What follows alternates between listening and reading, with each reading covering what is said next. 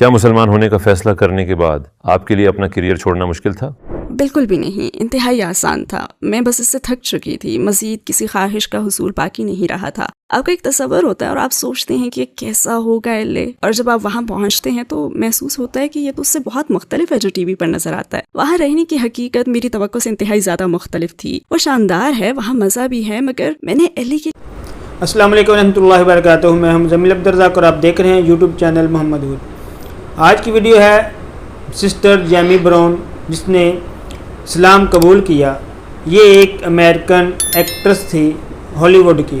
انہوں نے اسلام کیسے قبول کیا اور قرآن پاک سے کیسے متاثر ہوئی، آج کا ہے پارٹ 2۔ اگر پارٹ 1 کسی نے دیکھا تو اس ویڈیو کے نیچے ڈسکرپشن میں پارٹ 1 کا لنک ہوگا، تو جا کے وہ دیکھیں۔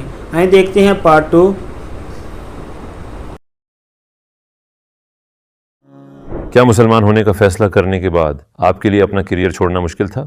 بالکل بھی نہیں، انتہائی آسان تھا۔ میں بس اس سے تھک چکی تھی، مزید کسی خواہش کا حصول باقی نہیں رہا تھا۔ آپ کا ایک تصور ہوتا ہے اور آپ سوچتے ہیں کہ کیسا ہوگا اور جب آپ وہاں پہنچتے ہیں تو محسوس ہوتا ہے کہ یہ تو اس سے بہت مختلف ہے جو ٹی وی پر نظر آتا ہے۔ وہاں رہنے کی حقیقت میری توقع سے انتہائی زیادہ مختلف تھی۔ وہ شاندار ہے، وہاں مزہ بھی ہے، مگر میں نے ایلی کے لیے ہر وہ چیز تقریباً کھو دی تھی جس کی مجھے ضرورت تھی، اور اس موقع پر میں کوئی اور چیز تلاش کر رہی تھی جو کہ ایک فینسی کار چلانے، ایک فینسی علاقے میں رہنے اور میرے اب تک کیے گئے کاموں سے زیادہ اطمینان بخش ہو۔ یہ سب چیزیں میرے لیے غیر اہم تھیں، اور لوگ مجھے کہا کرتے کہ تم آخر کیسے ایک سوٹ کیس میں ہر چیز پیک کر لیتی ہو، یعنی کیسے تم اپنے سارے سامان سے پیچھا چھڑا لیتی ہو۔ اور میں کہتی چیزوں کی پرواہ کرتا ہی کون ہے؟ میں اپنے دوستوں سے مذاق کرتی اور وہ کہتے او تمہارا سارا سامان، تو میں کہتی سامان کی پرواہ کسے ہے؟ وہ کہتے تمہارے گھر پر لگے اس بیڈ فریم کا کیا ہوگا جو اتنا شاندار ہے کہ تم خود کو اس سے جدا ہی نہیں کر سکتی؟ اور میرا یہی جواب ہوتا ہے کم آن، چھوڑو اسے، صرف ایک چیز ہی تو ہے اور یہ بس استعمال کی چیزیں ہیں۔ لہٰذا میرے لیے وہ زندگی چھوڑ دینا بہت آسان تھا جہاں مادی زندگی کی پوجا کی جاتی ہے۔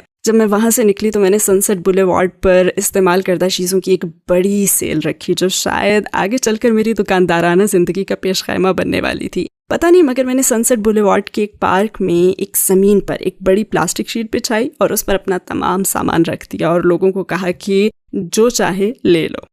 قرآن پڑھنا شروع کرنے کے بعد آپ اپنے خوابوں کے شہر LA کو چھوڑ کر مراکش کیوں چلی گئیں؟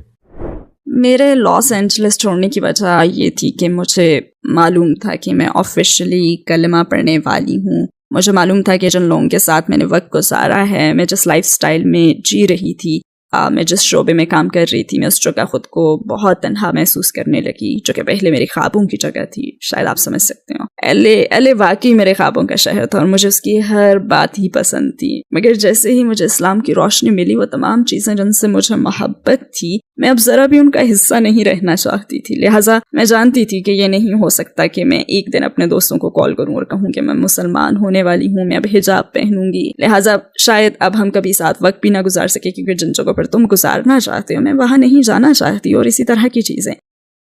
لہٰذا مجھے معلوم تھا کہ مجھے اپنے ماحول سے دور جانا ہوگا تاکہ میں خود کو تبدیل کر سکوں۔ لہٰذا جب میں مراکش منتقل ہوئی تو میں نے اس بارے میں کسی کو بتایا بھی نہیں، کیونکہ میں مسلمان ہونا چاہتی تھی۔ اور پھر LA چھوڑنے کے کافی عرصے کے بعد میں تقریباً 1 ہفتے کے لیے گھر واپس آئی تاکہ میں اپنی فیملی کو خدا حافظ کہوں اور مراکش جانے سے پہلے وہاں کچھ دن ٹھہر سکوں۔ لہٰذا میں نے یہ کیا، مگر میں اپنی فیملی کو اس بارے میں کچھ بتانا نہیں چاہتی تھی، کیونکہ میں اسلام کے متعلق ان کی کوئی ایسی رائے نہیں سننا چاہتی تھی جو مجھے متاثر کرے یا مجھے پھر شک میں مبتلا کرے یا مجھے سوچنے پر مجبور کرے کہ ارے تم دوسرے بر اعظم میں اکیلی رہنے جا رہی ہو، اگر کوئی مسئلہ ہوا تو، اور تمہیں ان کی زبانیں بھی نہیں آتی، نہ ہی تمہاری وہاں پہ کوئی جاب پکی ہے، تمہارا وہاں کوئی گھر نہیں ہے، تم ہوش میں تو ہو، تو میں نہیں چاہتی تھی کہ وہ میرے حوصلے کو توڑیں، لہٰذا میں نے انہیں کچھ بھی نہیں بتایا۔ اور جب میں نے کلمہ پڑھ لیا تو تقریباً 1 سال تک میں نے اپنی فیملی کو بھی کچھ نہیں بتایا۔ جب آپ مراکش جا رہی تھیں تو آپ نے اپنے والدین اور فیملی کو کیا کہا کہ آپ کس وجہ سے وہاں جا رہی ہیں؟ کیا آپ نے انہیں بتایا؟ جب انہوں نے مجھ سے پوچھا کہ مراکش کیوں منتقل ہو رہی ہو تو میرا جواب تھا کہ آخر کیوں نہیں، میں ایک بہادر اور بے باک لڑکی ہوں، میں چیلنج سے نہیں گھبراتی، میں فوراً فیصلے کرتی ہوں۔ آپ مجھے ایک خطرناک آئیڈیا دے کر کہیں کہ سنو کیا تم یہ کرنا چاہو گی، تو میں یہی کہوں گی کہ ہاں میں ذرا اپنا کوٹ لے کر آؤں پھر چلتے ہیں. یعنی میں اس قسم کی لڑکی ہوں. تو میں نے انہیں لاس اینجلس سے کال کی. میں نے کہا اوکے مام، میرے پاس آپ کے لیے ایک نیوز ہے، میں LA چھوڑ رہی ہوں. تو کہنے لگی اوہ تو تم آخر کار گھر واپس آ رہی ہو؟ میں نے کہا نہیں، 2 مہینوں میں افریقہ منتقل ہو رہی ہوں. تو کہنے لگی او میرے خدا، جیمی تم سوائے مجھے شوق دینے کے اور کچھ نہیں کرتی. کہنے لگی کہ تم مراکش اکیلی جا رہی ہو، تم وہاں کیا کرو گی؟ میں نے کہا پتہ نہیں، شاید وہاں جا کر مجھے کچھ مل جائے. تو جب میں یہ باتیں سوچتی ہوں تو میں کہتی ہوں کہ استغفر اللہ، میں نے ہمیشہ اپنی کریزی حرکتوں سے انہیں پریشان کیے رکھا ہے، مگر انہوں نے میرے کچھ فیصلوں سے متفق نہ ہو کر بھی مجھے واقعی بہت سپورٹ کیا ہے. پھر کیا ہوا؟ آپ قرآن سے بہت زیادہ متاثر ہوئے، تو اسلام قبول کرنے کی جانب آپ نے اگلے قدم کیسے اٹھائے؟ جب مجھے قرآن کا وہ نسخہ مل گیا تو میں اسے پڑھے بغیر نہیں رہ سکی. میں اسے خود سے بس دور بھی نہیں کر سکی. میں اسے روزانہ اور پورا دن پڑھتی رہتی. لوگ ہمیشہ مجھ سے پوچھتے ہیں کہ مراکش کیوں، میں نے ہجرت کے لیے مراکش کا انتخاب کیوں کیا؟ تو میں کہتی ہوں پتہ نہیں، کوئی آئیڈیا نہیں ہے، کیونکہ میں قرآن پڑھتی تھی اور جب بھی میں اسے پڑھتی تو مجھ میں اس کی سرگوشی ہونے لگی. میں ہمیشہ کتاب کو بند کرتی اور پھر مراکش کے بارے میں سوچنے لگتی. اور پہلے میں نے اس کی کسی چیز کے متعلق نہیں سوچا تھا. میں سوچتی کہ او اچھا اوکے کول، اور بس پھر یہ سرگوشی اور زیادہ واضح اور تیز سے تیز تر ہوتی چلی گئی. میں کسی بھی چیز سے خوفزدہ نہیں تھی، لہٰذا میں نے کہا کہ اگر میں اکیلی LA منتقل ہو سکتی ہوں تو میں پھر اکیلی افریقہ بھی رہنے جا سکتی ہوں. لہٰذا میں نے ہر چیز پیک کی، ایک سوٹ کیس لیا اور اگادیر مراکش جانے کا فیصلہ کر لیا. میں ایسا اس لیے کر رہی تھی کیونکہ میں ایک مسلمان ملک میں کلمہ پڑھنا چاہتی تھی. اور 15 دسمبر 2010 کو میں مراکش میں اتری اور پھر وہاں سے میری زندگی بدل گئی. کیا آپ ہمیں تفصیل سے بتا سکتی ہیں کہ جب آپ نے کلمہ پڑھا تو کیسا محسوس کیا؟ وہ نیو ایئرز ایو 2010 تھا اور میں کاسا بلانکا میں حسن ٹو مسجد میں گئی. یہ ساحل سمندر پر بنی ایک بہت بڑی مسجد ہے. میں اس کے پچھلے حصے میں گئی. انہوں نے مجھ سے تمام سوالات پوچھے جیسے کہ کیا تمہیں کوئی مجبور کر رہا ہے، کیا تم خود تیار ہو، اپنے فیصلے پر قائم ہو؟ میں نے کہا ہاں. انہوں نے مجھے کچھ ہدایات دیں. ظاہر ہے کیمرے سے میری فلم بنائی گئی، بڑی بڑی لائٹس میرے چہرے پر پڑ رہی تھیں. میں ایک پتے کی طرح لرز رہی تھی اور میں بہت زیادہ نروس تھی. ظاہر ہے مجھے عربی نہیں آتی تھی، لہٰذا میں نے دروازہ کھولا اور کیمرے کی لائٹ سے میری آنکھیں چندھیا رہی تھیں. میں نے باہر دیکھا تو مجھے صرف لوگوں کا ایک بہت بڑا ہجوم نظر آیا اور وہ سب مجھے گھور رہے تھے. لہٰذا سب نے مجھے اور بھی نروس کر دیا. ان کے پاس ایک چھوٹا سا مائک تھا اور وہ مجھے پورا طریقہ سمجھا رہے تھے. جیسے ہی میں نے کلمہ پڑھا تو میرے کانوں میں اللہ اکبر کے نعرے گونجنے لگے اور میں سوچنے لگی کہ کیا یہ نعرے میرے لیے لگا رہے ہیں؟ انہیں میری اتنی پرواہ کیوں ہے؟ مطلب میں نہ سمجھ سکی کہ ان سب کو اتنی پرواہ کیوں تھی اور یہ سب اتنے ایکسائٹڈ کیوں تھے. یہاں تو کوئی بھی نہیں جانتا کہ میں کون ہوں، پھر بھی یہ معاملہ ان کے لیے اتنا اہم کیوں ہے؟ عربی میں وہ کلمہ پڑھنا انتہائی مشکل تھا مگر دل سے پڑھنا انتہائی آسان تھا. اور پھر دروازہ بند ہو گیا.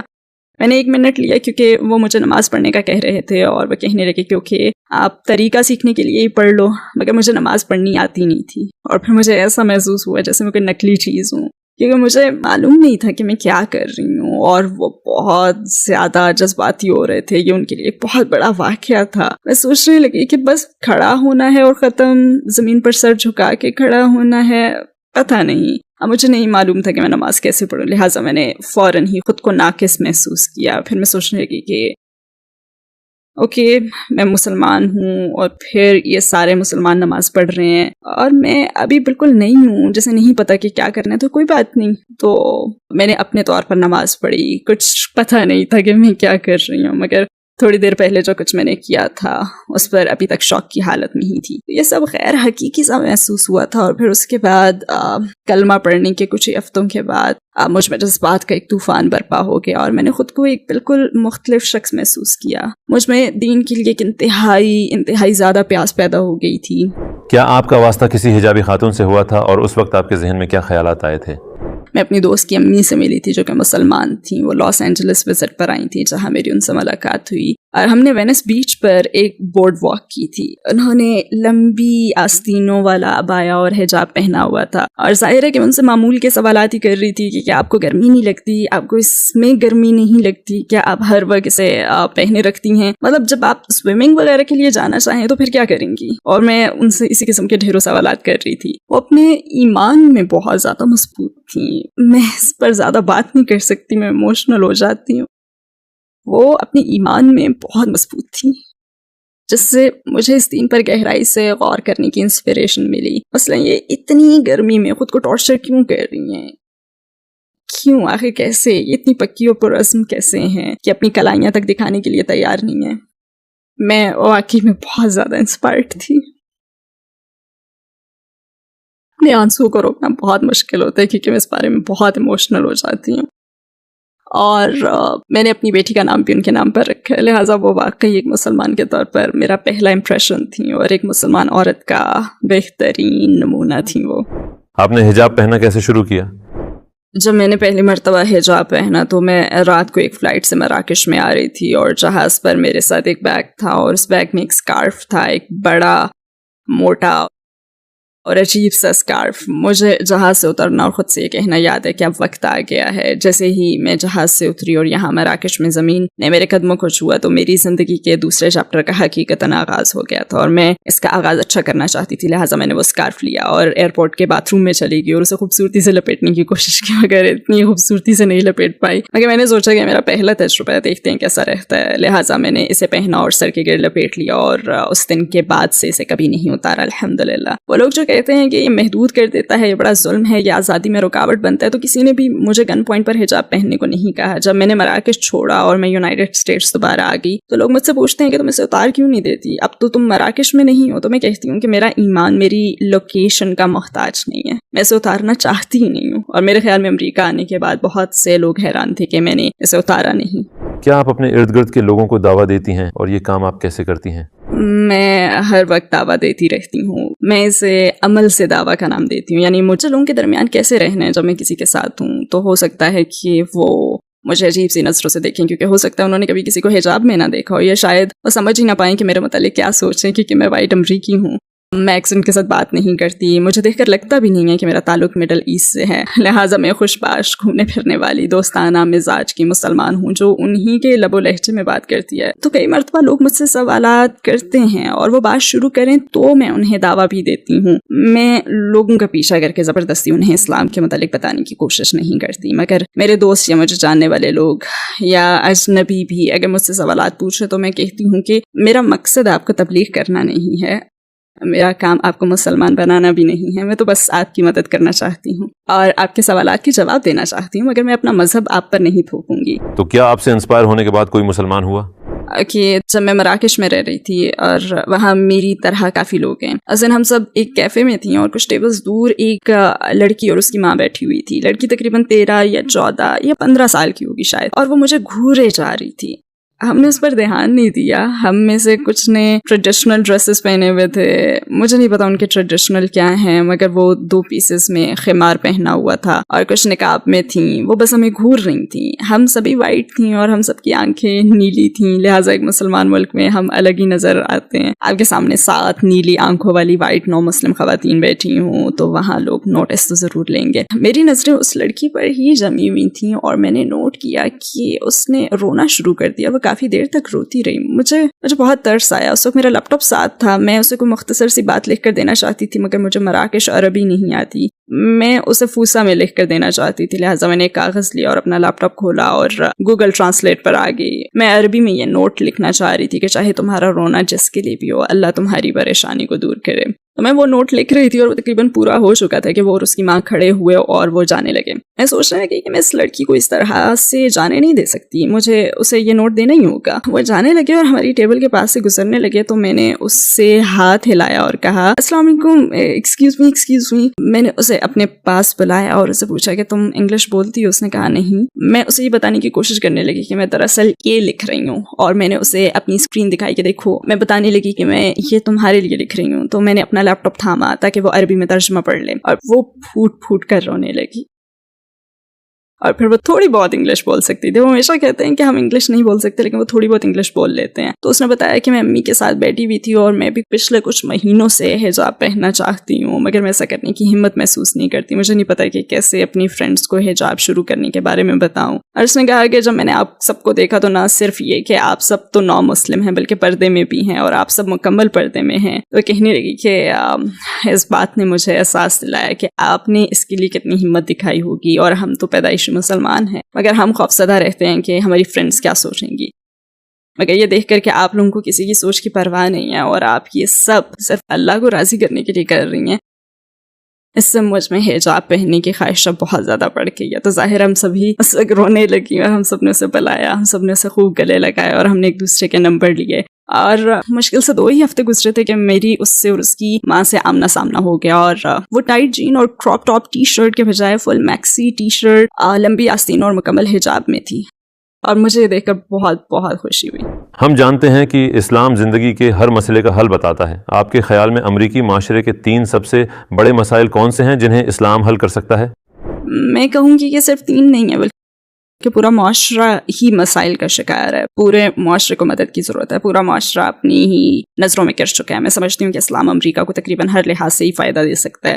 اور میرا یہ مطلب نہیں ہے کہ بہت ڈرامائی انداز میں, مطلب یہ ہے کہ یہ گائیڈ لائن ہے اور اسلام ایسے سخت اصولوں کا مجموعہ نہیں ہے جو آپ کی زندگی کو مشکل بنا دیں. نہیں, بلکہ یہ ایک ایسی مکمل اور خوشگوار زندگی گزارنے کی گائیڈ لائن ہے جس میں آپ اللہ کو بھی راضی رکھتے ہیں. اور اگر آپ چھوٹی موٹی تبدیلیاں کرتے ہیں تو مجھے لگتا ہے کہ اس کا معاشرے کو ناقابل یقین فائدہ ہوگا. مگر میں کسی جگہ کسی شعبے کی نشاندہی نہیں کر سکتی کہ اسلام اسے ٹھیک کر دے گا, کیونکہ حقیقت میں اسلام تو ہر چیز کو ہی ٹھیک کر دے گا. اگر آپ کو دنیا کے تمام غیر مسلموں سے بات کرنے کا موقع ملے, اگر آپ ان سے خطاب کر سکیں تو آپ انہیں کیا کہنا چاہیں گی؟ میڈیا آپ سے جو کچھ کہتا ہے وہ نہ سنیں, خود اپنی ریسرچ کریں, کسی مسلمان سے بات کریں. آپ جاننا چاہتے ہیں کہ مسجد کے اندر کیا ہوتا ہے تو خود کسی سے ملیں, اندر جائیں. صرف میڈیا پر دیکھ کر اسلام یا